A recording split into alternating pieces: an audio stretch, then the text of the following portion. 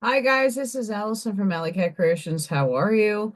Please like, share, and subscribe to my channel if you have yet to do so. And if you get anything from my work, a connect, dot, an epiphany, a mind explosion, artwork to create, please consider supporting my work. All the links are at the bottom of this channel.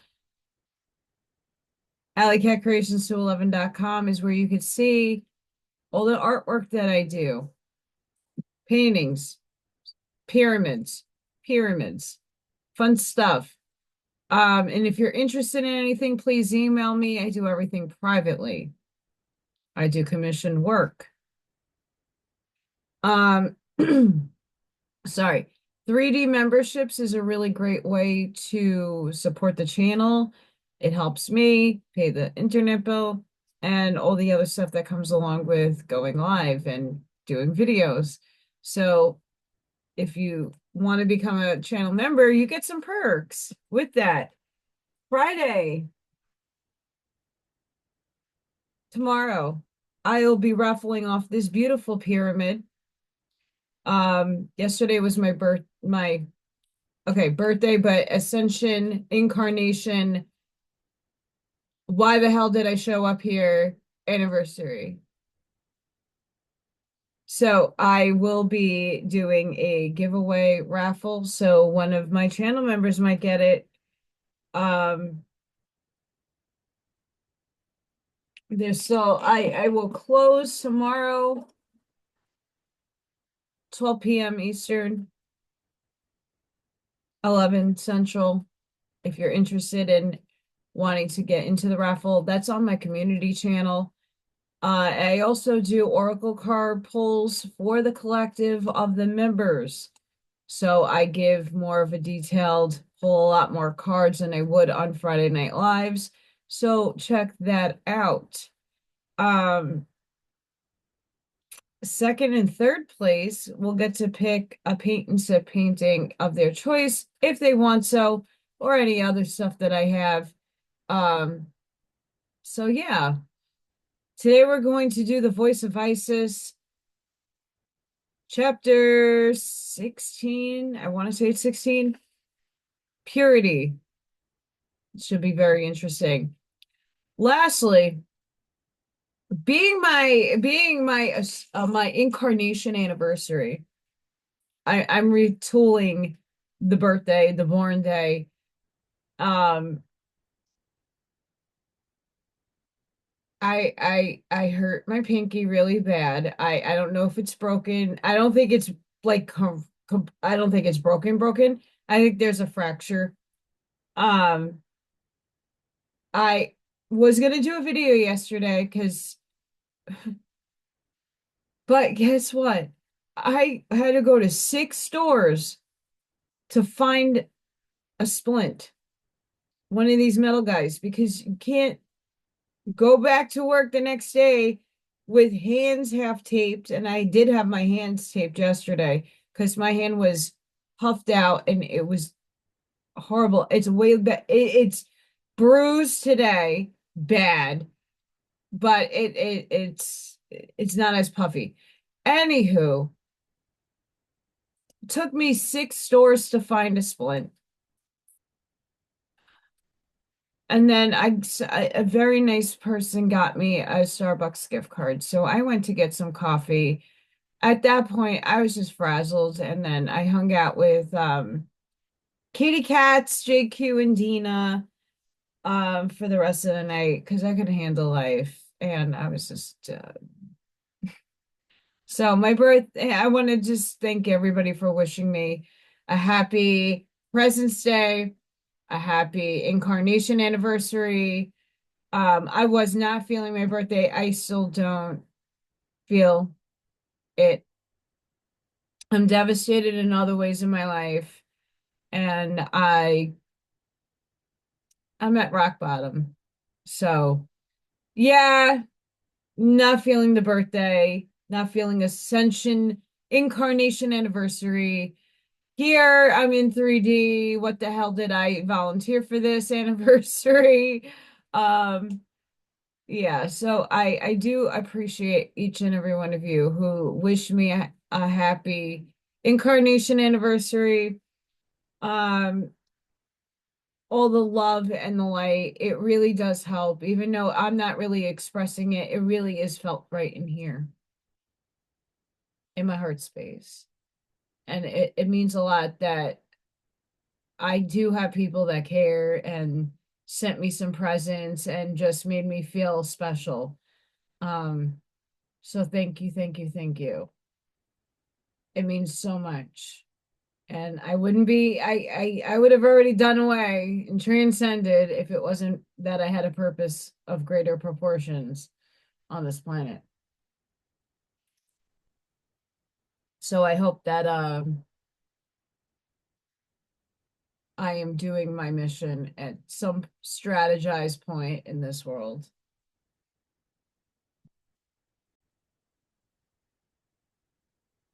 Quote, what? Know ye not that your body is a temple of the Holy Ghost, which is in you, which ye have a God, and ye are not your own? For ye are bought with a price. Therefore, glory God in your body and in your spirit, which are God's. 1 Corinthians. Your body is the temple of the living God. It is your duty to see that in every way it is kept a fit dwelling place for the God within. The chief requisite for this absolute purity of body, mind, and heart. When we speak of a temple, it naturally suggests the idea of sacredness. Hence, you should not only look upon your body as something to be kept clean and wholesome and in perfect health and strength, then it may be a fit instrument, but you should also sanctify it and keep it holy and undefiled. Nothing must be allowed to enter it, either as food or drink, that will injure it, make it unhealthy, or lessen your control over it. I'm going to pause here. I always have to give my little shift to the side here. Coffee. I agree. But in our outside paradigm, there is not much in this world that is clean, food-wise, or drink. I bless everything I touch. I speak intentions into my food and my drink. I try at least to make the best effort to put in frequency of a higher vibration. And think if I am eating flesh, animal, that I am thinking its essence for providing me the substance so that I can survive and go forward. It is a chain of life. And everything says and serves a purpose. So no matter what diet you're on, no matter what you can afford, that's another issue in this 3D nightmare. Not everybody can afford cleaner food. Not everybody can eat certain things due to allergies or whatever. We have to stop judging other people for what they consume and put in their body. You do you. You live once in this conscious shell. Enjoy it, but in moderation. This animal body of yours has certain desires and tendencies which are perfectly natural to it, just as they are to any animal. But since you, the immortal self, are dwelling in it, you, the immortal self, must control the animal with its desires and tendencies and make it subservient to the law of being. The lower animals, having no individualized spark of the divine dwelling in them, receive their touch with the divine through a group soul, which guides the evolution of each particular species collectively through instinct. Hence, the animals follow their natural tendencies when not perverted by contact with man. And these tendencies, not being perverted, are necessarily right and proper But man, having a higher guidance than instinct, must control the animal tendencies instead of being controlled by them. No natural function of the body is pure and wholesome when used for its proper purpose. No natural act is of itself impure. It becomes impure only through impure thoughts concerning it. The animal can follow only its normal instincts, but you, by debasing your God-given intelligence, have the power to sink lower than the beasts, or by claiming your birthright and asserting your manhood to rise far above them. Love in its highest expression is the one power which you possess in common with the gods. It is a divine force of attraction which seeks equilibrium in the union of the masculine and feminine expressions of the divine. It is natural force expressing itself in perfect purity on all planes, spiritual, mental, and physical. When it is confined to the physical plane, you are apt to lose control of it, and the animal body through which it is expressed physically is left to follow its own devices. Thus, the animal perverts this divine force, and by the aid of intelligent and intellect, devises abnormal ways of gratifying its appetites instead of expressing the pure love of spiritual being for its mate. When what the divine love becomes debased and impure, the body is defiled and the temple of the living God is desecrated. Not alone impure acts, but also impure thoughts, even if only subconsciously held, are a source of defilement. Science has demonstrated that thoughts are things. I say this all the time, your thoughts become things, which, that's another day for another tale. Forces which create etherical forms that attach themselves to their creators, seeking expression through their bodies. The science of psychology, the science of the mind, teaches that every thought tends to express itself in a bodily act, and does so express itself unless counteracted by a stronger thought of opposite character. Therefore, your impure or evil acts are not committed because some devil stands at your elbow urging you to do the impure or evil deed, but you yourself are responsible for you have created the impure thought forms that are but striving to express themselves through their creators. Pause.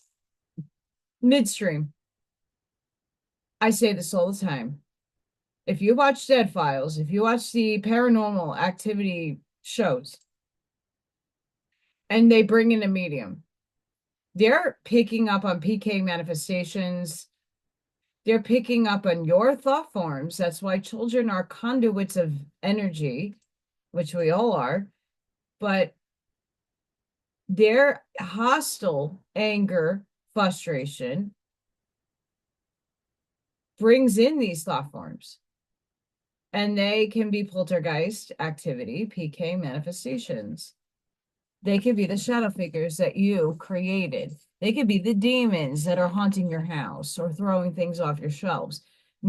Yes, there are benevolent beings that are amongst you trying to protect you from these things.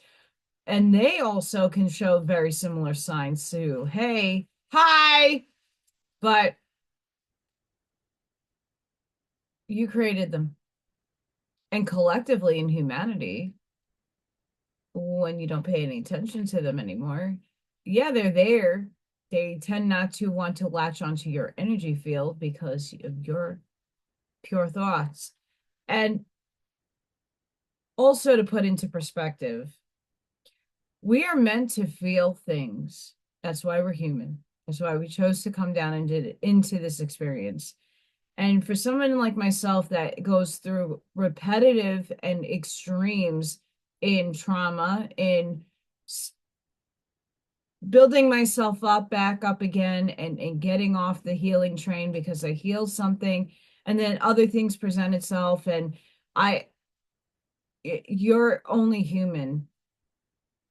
And as much as this is saying that your impure thoughts, we have to look at the world that we live in and what it is dictating to us and alchemize. So it's not that things that are impure, you can make them pure by alchemizing your brain, but that's a process that does take time. I'm giving myself compassion because I'm stepping up on my 2 feet every day, showing up for myself, working extremely hard, pushing myself and my boundaries all the time. And it's just something is not materializing. It's where in the process of exchange and return does things start changing.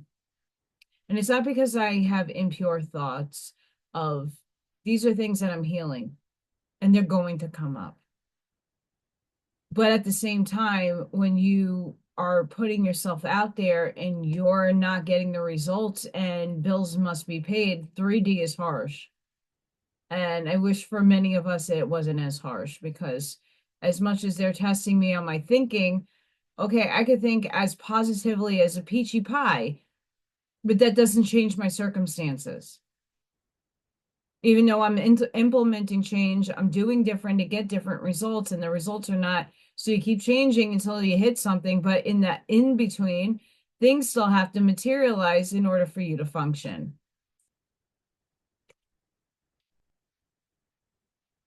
So, yeah. Back to the book. Or you have to attune your mind to impurity, that the impure thought forms created by others are drawn to you. The normal animal passions, when excited and inflamed by impure thoughts, find abnormal and necessarily impure expressions. The whole problem rests upon your ability to purify your thoughts concerning all the forces and functions of your bodies. Learn that there is no natural function of your body that is not normal and right. It put it to its proper use and governed by pure thoughts.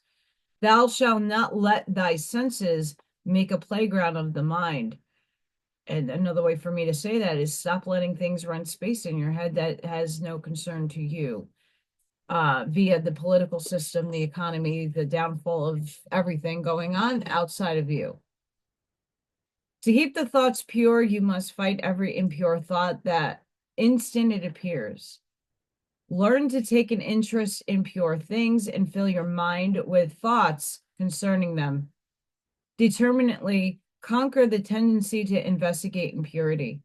Do not be always hovering on the borderland of suggestion, seeing in every word and look some hidden suggestion of impurity. Expand as much energy and take as much interest looking for pearls of purity as is generally spent in seeking for the impure. For what ye seek, ye shall surely find. Determine not to entertain an impure thought any more than an impure visitor would be entertained in the bosom of your family. By interesting yourself in purity and filling your mind with pure thoughts, you cut off the supply of life and energy from the impure thought forms. And if you persistently create their opposites after a fierce struggle for life, they will soon cease to trouble you. For you have created thought forms of purity, which will transmute the impure and will and must express themselves in pure thoughts and actions. These pure creations will become the warrior who fights for you. Often it is a great surprise to find that the thing you looked upon as such, a dire temptation a short time ago, will now scarce attract a passing glance. You have conquered it. This divine creative force of love, which is the link that unites you with God, finds its greatest earthly expression in the sex forces. It is also having a corresponding expression on all planes, spiritual, mental, and physical.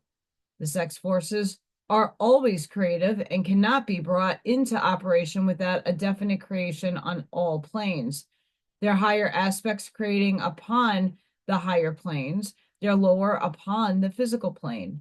The spiritual essence will create upon the spiritual plane. The mental will create upon the mental plane.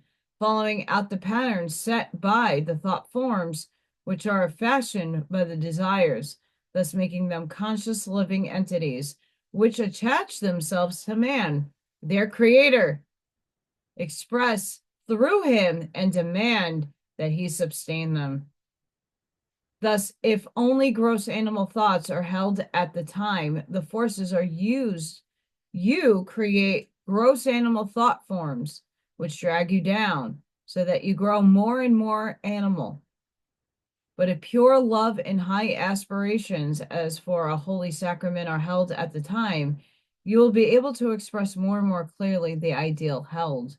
The physical essence will create upon the physical plane, but if denied its natural expression on the plane, the creation of a body in which a divine soul can incarnate, it will still create upon the physical plane.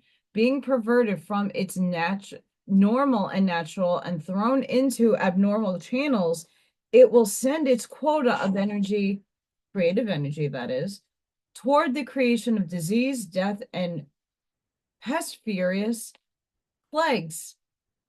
For its natural function is completely perverted, and that which should have been put into the highest use and which should bring the greatest blessing to mankind has now become its curse. When the creative life force is brought into activity in purity and love, as it finds embodiment in the lower kingdoms, it will clothe itself in forms helpful to man. But since the opposite conditions are too often the rule, the creative forces adds its power to those forms which are antagonistic and to prey upon man. Pause. Hi. I do a lot of this once in a while. All the upheaval of Gaia, the earth, the earthquakes, the storms, the flooding, the catastrophes, is our thought forms purging out. The Schumann resonance has been spiking ridiculous. You could tell going into a school like mine, if I could write a doctoral dissertation about electromagnetic fields, photonic energy, consciousness, streaming in when the Schumann is spiking and the kids' behavior, I would win an award. But we know that for our own selves, when we're looking at the Schumann, we're like, okay, why am I so drained? Why am I tired? Oh, I'm getting a lot of energy incoming into my vehicle. When you're hyper and you want to clean or you focused on something, where's the Schumann resonance? What's the weather going on outside? A lot of things are being upheavaled because Gaia herself, Earth, is conscious. It's a living creature. It is upgrading just like all of us. And what we haven't done, we've always perpetuated war, evil, giving energy to these things. Collective karma is a thing, and it is happening. Gaia is doing her best to purify it. Unfortunate.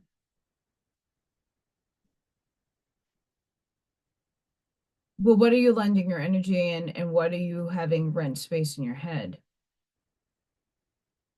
When I went into divine neutrality, my whole paradigm swapped, and a lot of things that no longer serve me left.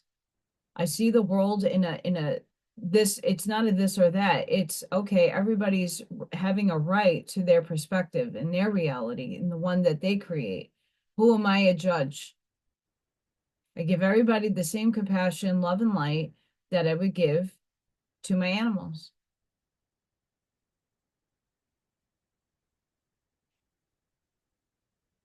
We're still, as a society, not out of the evil and good paradigm, and that might never actually drop because it is still needed for experience and learning purposes and learn teachings, as Ra would say, for people to upgrade and enhance themselves. All is experience. That's what I keep trying to explain to myself in my circumstances right now. But all it's showing me is how cruel the world can be and how unfair and imbalanced and not harmonious society is.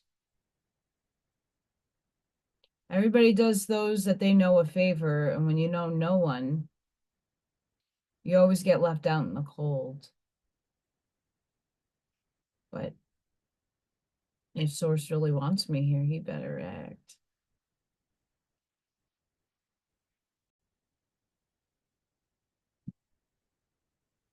These evil things, however, are not a direct creation, but are the result of impure thoughts and perverted creative force of man permeating the atmosphere of the earth and filling its aura with life force expressing itself through living entities, working in a reverse way, seeking avenues through which to bring forth evil instead of good in all parts of the earth, even where man has never trod. The entities thus created, being men's perverted physical creations, must draw their subsistence from mankind.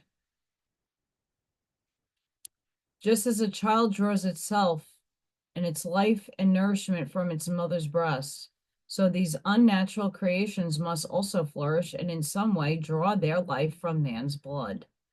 Blood-sucking parasites, the C word in the health industry, and all pathological bacteria, for example.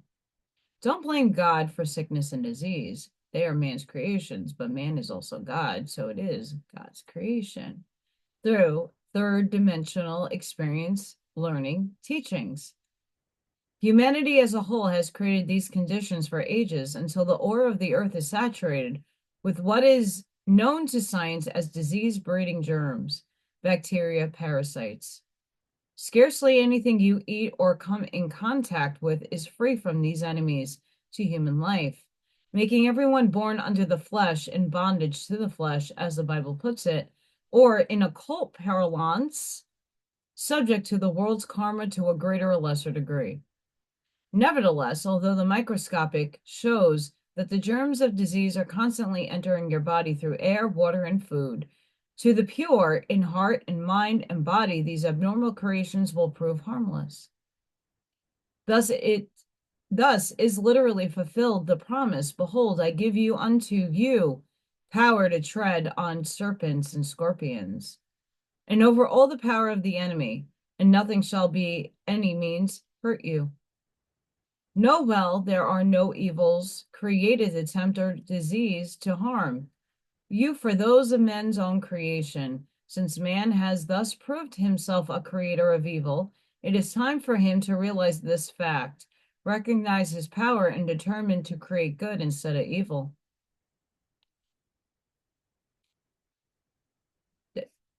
Basis of my channel. Cohabitation must neither take place except between persons legally married to each other. Okay, 9 times out of 10, I don't agree with that. But for the sake of where and what time period this was written, it makes sense to have this here. Just note that, okay? Because a lot of people don't put in what they read into historical context. So, like Friedrich Nietzsche's work was done in a very interesting societal time, to say the least. So his work reflects a lot of what was going on in the thought streams at that time. Don't let that hold you back in understanding what they're trying to say. There can be no possible exception to this rule. There is. Legally married means that the law of the land in which they dwell must legalize in the eyes of the world any sexual union. But unless the union has already been made in heaven through pure love, the physical union cannot bring about peace and happiness. For like all true sacraments, it must be entered into and registered upon all planes. Nothing can be gained by breaking the laws of the land. If they are crude or inadequate, your effort should be uplift them. Every principle which evolution has proved to be for the benefit of mankind must ultimately be used for its higher purpose. Cohabitation outside the legal marriage state is but breaking the law and adding complications to be worked out later in sorrow and suffering. Even though the marriage law is but a man-made law, is further from perfect, it is nevertheless a shadow on earth of the divine law, the divine marriage of the soul. Man's marriage laws have many objectionable features, but the lesson for humanity to learn is that marriage is a holy sacrament, not to be lightly entered into or lightly set aside, and I agree with that. Hence, if through ignorance and perversion man degrades this sacrament, he will never learn its sacredness, especially by ignoring it or refusing to bear the consequences of his acts. The fundamental teaching of this order is that in every soul there is a divine guidance, which, if the human personality will listen, will clearly indicate what is right and what is wrong. Hence, no one is forced into an unhappy marriage without going against the inner urge. He either enters it because he is blinded by passion, because of desire for worldly position, or for some reason other than the one great reason, namely because the soul speaks to its mate in divine love. The law of divine love will bring to each soul its true marriage, a union in perfect purity on all planes. This, according to one life theory, is of course impossible for all, but since reincarnation is a fact, the soul, through repeated experiences, learns to follow its divine guidance, hence will ultimately find its true mate. But there can be spiritually as well as physically married to their mates only when the old accounts of both have been balanced and the old complications set up through the mistakes of the past have been worked out. To ignore the lessons necessary to be learned is but a prolonged period of separation between the two, for they can never come into perfect purity until each has learned the lessons which keep them apart and have found out how to fulfill the law on all planes. That is, have reached a point where nothing but spiritual attraction or true love leads them into physical marriage. To break the law on any plane by refusing to bear the results of your acts simply result in your having to come back and take up the same old lessons where you left them, and continue in them until they are learned. The marriage state is the highest and holiest relation between man and woman. Anything that detracts from its holiness should not be tolerated. The idea that it is inherently wrong is an insult to an institution which was placed before man as the earthly expression of the highest attainment, the union of the soul with the divine. Until you have grasped at least something of the holy reflection on earth of the divine marriage, your consciousness can never enter into it upon the higher planes. Hence, if you are not ready to enter into the holy sacrament with a realization of its sacredness, its purity, and possibility of overcoming the vile ideas which the world has cast upon it, you would better not swear falsely before God and man by taking upon yourself its vows. If mere companionship or a so-called spiritual mate is all that is desired that can be attained without physical contact, but mark well that mere companionship or spiritual union does not include the privilege of personal contact or physical union. It is not the words pronounced by minister, priest, or magistrate which bind you. No written documents, but the spiritual potencies of the law, which you invoke by your vows and the intent of your soul in making the vows. And it is these forces which will demand the fulfillment of the vows, no matter what verbal or written contracts to the contrary you may make, or what mental reservations you may hold. If you refuse to fulfill them in one way, you must pay the price in another.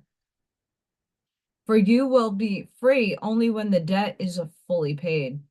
It makes no difference whether the ceremony be Catholic, Protestant, Mohammedan, Mormon, or civil. Whatever land you are in and whatever law you invoke to bind your soul is the one which you should comply. For it is the power of the one divine law you invoke no matter what the ceremony employed. Whatever law you accepted at the time of the marriage as a representative of divine law and make your vows according, that is the law that you hold. There are three parties to the marriage vow: the man, the woman, and the law of the land. This vow can be annulled and withdrawn with the consent of all three parties. Also, if one of the parties has violated the vow, he or she cannot hold the others to it unless they chose to overlook the violation and thus, in effect, renew the vow. If, however, one overlooks the violation and accepts the resulting conditions, let him not complain and seek sympathy for his hard lot, for he has deliberately chosen that lot and must abide by his choice, work out its karma, and learn its resulting lessons. If man and wife cannot fulfill the vow by living in love and harmony, it is far better for their soul growth to ask the third party, the law of the land, to release them from it.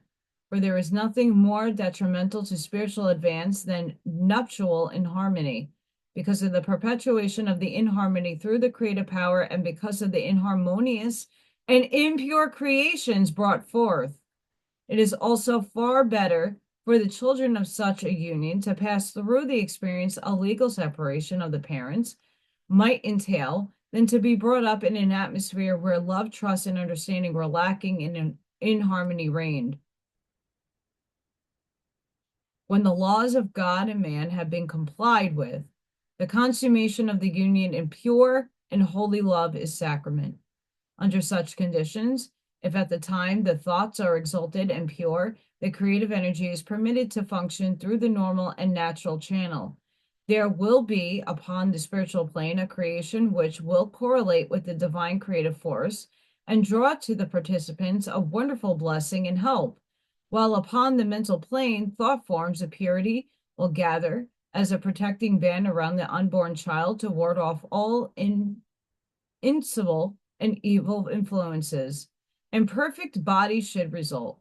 Also, through the spiritual force drawn upon, an advanced soul may be attracted to the body.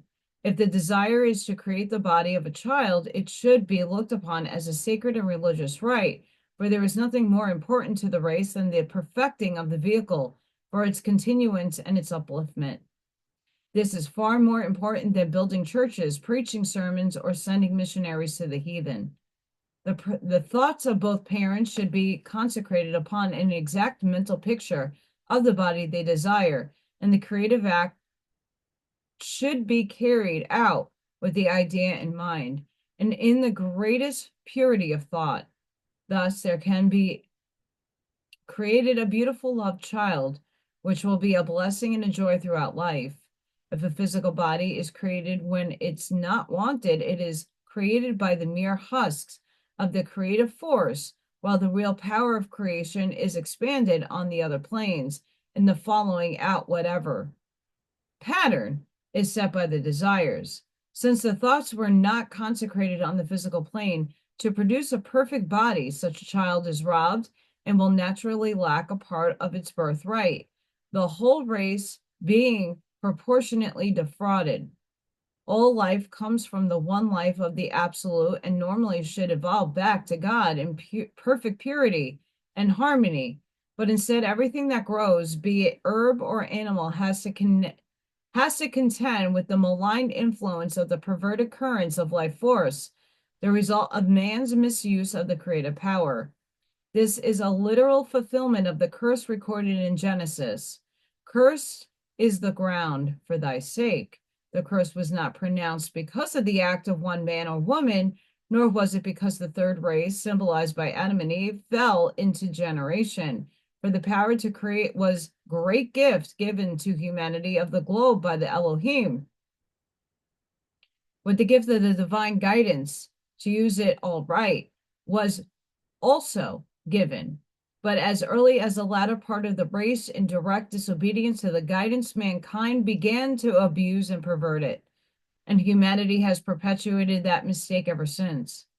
The curse was not pronounced as a punishment, but was merely a statement of the natural consequences which would follow the use of the creative power in a perverted way. Thorns also and thistles shall it bring forth to thee, and also in sorrow shalt thou eat of it all the days of my life. Even in eating our choice fruits, which partaken of ear They have gained the victory, ripened over the adverse conditions resulting from currents of perverted life force we suffer. If the race is to be propagated in vileness, every child that is born must bear the burden of a thought of something vile and impure connected with its birth. It is no wonder that children so convinced have little love or respect for their unwilling parents.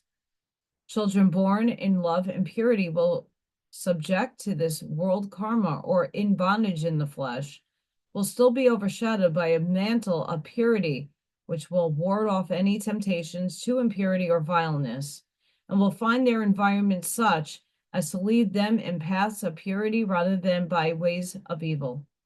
For this reason, the salvation of the race depends upon the pure in heart conceiving children in love and purity. For if the perpetuation of the race is left to impure and ignorant conditions, must grow worse.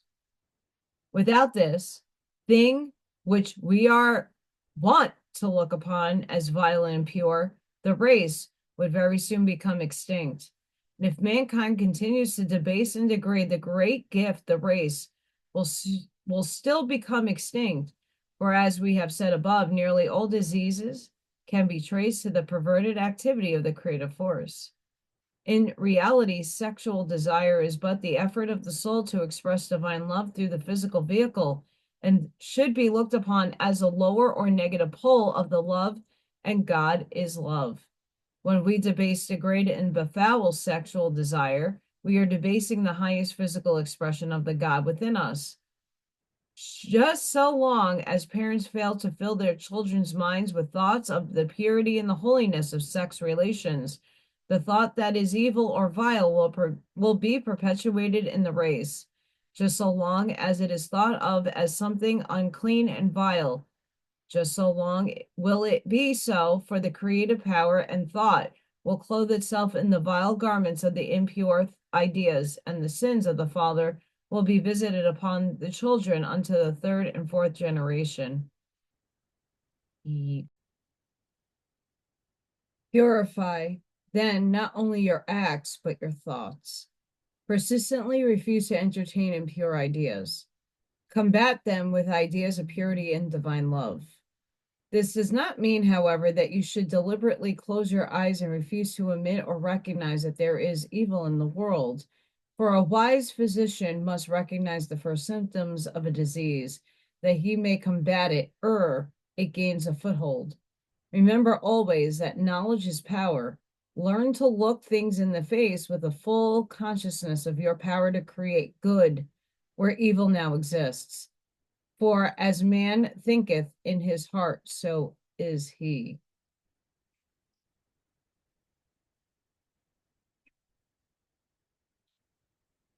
And I agree with a lot of this stuff. In our paradigm right now, as we are ascending onto the next density of experience, which is 4, not 5, 4, we have to go through the patterning of our own selves, the patterns that are looping and continuously existing for us to learn and grow from. But as a humanity, we've always perpetuated things that need to come to an end. We need to stop thinking those people did harm, those people did this, those people did that. Great, stop feeding the energy to it. This person's bad, that group is bad, this politician's bad, this, that, and the other thing. It hasn't gotten us anywhere but the same old thing for epochs of time. If we want different, we have to do different. And what has not been working in society still does not work because we refuse to eat the pride and the opinion and the expression of put everything on everybody else but yourself. We wrote the bitch. We have to expand out of it. And in order to do that, we need to do differently. This is nothing more than a chapter that reinforces everything I say on my channel constantly. And that spirit upstairs perpetuates through me in channeling constantly because more people are starting to get the bigger picture. Oh, instead of using the word hate, I'm going to use the word dislike. And then eventually dislike becomes I don't prefer. And I don't prefer is the lesser of all the evils of things that, yeah, you just don't prefer those people or those things. But yeah, I'm not going to put shame or blame or disrespect them any longer or have them rent room in my head for are they paying your bills? Are they conducting your life? No. And yeah, the outside world does have effects on our inner world, especially in 3D. I could show up every day happy as a cucumber and share my light and my wisdom, but that has not gotten me material success.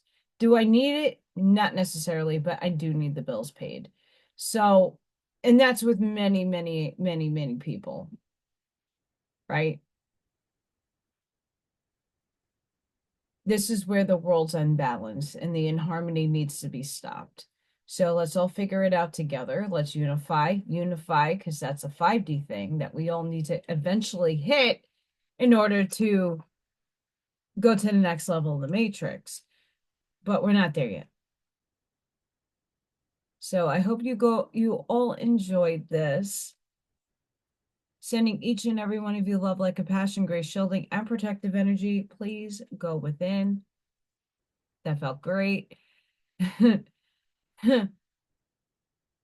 Be the lighthouse, be the shoulder, seed your truths, light the path forward.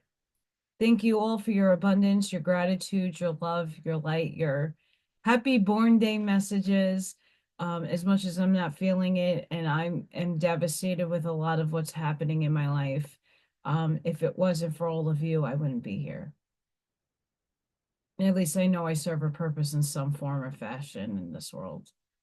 But until the next time, guys, thank you so much. I hope to see all of you live tomorrow, probably 5, maybe even a little earlier. We'll see.